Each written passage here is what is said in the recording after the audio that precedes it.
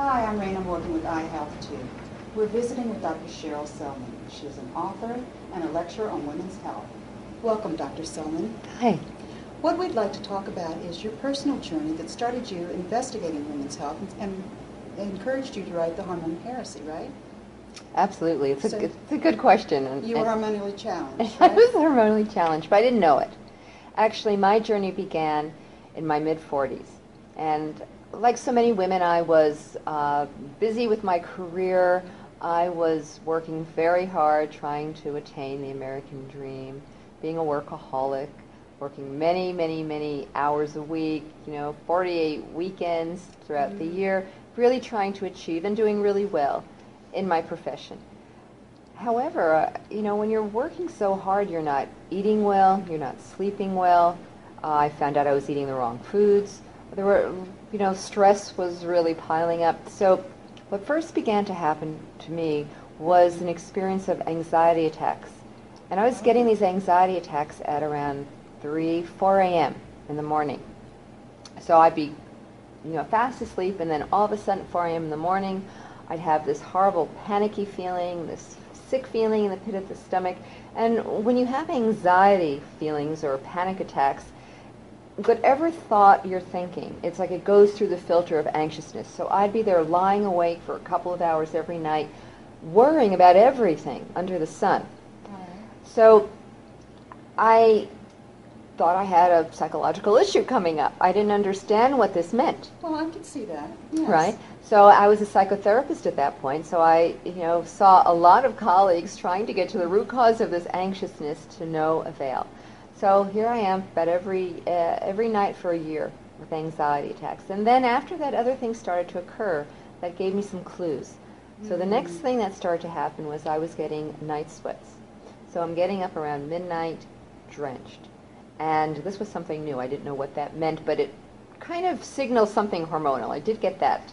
Okay. And trying to get back to sleep, and then I'm awakened at 4 a.m. But I wasn't getting much sleep at all, and if you don't sleep, you really can't heal and repair. Isn't that called early awakening or early morning insomnia? Well, I think you can call it lots of things. Okay. I didn't know what it was. It was affecting you, though. It was affecting me. It was affecting my ability to produce and to work, because I was sleep deprived. So how many hours of sleep were you getting a night? I was getting maybe 5 hours of deep, 4 or 5 hours of uninterrupted sleep. This was a time in my life when there were other things going on.